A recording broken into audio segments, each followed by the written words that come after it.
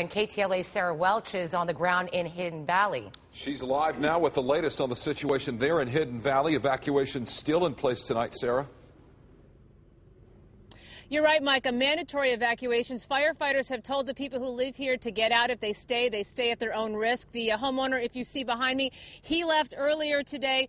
Other people have also packed up their animals. This afternoon, this hillside was engulfed with flames, so close to this luxury home. An all-out attack on the part of the firefighters to keep it from the buildings. The wind's moving those flames away down the hillside. You can see, though, well, look beyond. You can see if we pan right, there are a few flare-ups here this evening. It was a frightening situation to see just how close the fire got to this home on Hidden Valley Road. Firefighters watering down the brush to fight the fire. Ground crews cutting a ring around the property. Also crediting the homeowner here for doing his job in terms of cutting back the dry vegetation that we know is fueling this massive fire. Also, as a precaution, we saw people packing up their belongings, including their animals. We know this is horse country, and we watched handlers at the Sandstone Ranch load up their animals to take them to safety. Far so good. I'm excited. I want to get out of here. How close this is? Yeah. I mean, it's bad. You know, it's never gone this bad. And back in '93, I remember there was something similar to this, but never as bad as this.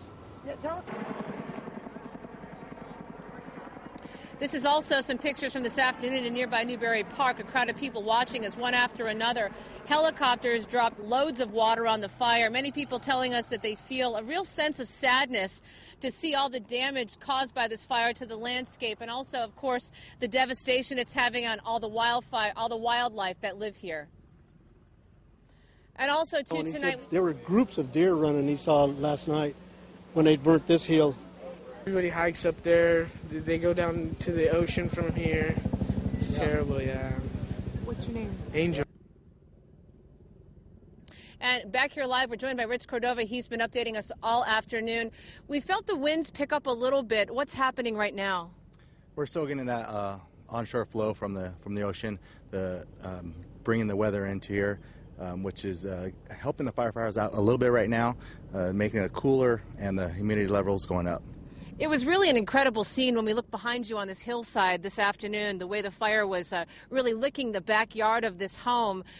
Talk a little bit about the efforts of the firefighters, but also the efforts of the residents. Yeah, correct. It was both the efforts of the firefighters and the residents. The residents did their clearance behind their homes, which gives the firefighters upper hand on protecting their home. Now, instead of this being what you would call a moonscape, other firefighters were calling this particular fire situation a dirty fire. Can you explain that? Well, in some areas where you see where the white ash is at, where it kind of moonscapes the vegetation, where on some of these hillsides where there's still vegetation that's left, but just burned the understory of that vegetation. So it has a tendency to have hot spots in there, and still has a tendency to flare up.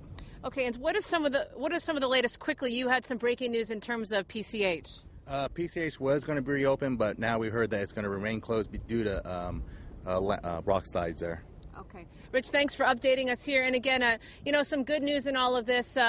No injuries on the part of firefighters, people who live here, animals, only some slight damage to some buildings. So again, a long fight ahead. We'll send it back to you in the studio. Sarah Welch.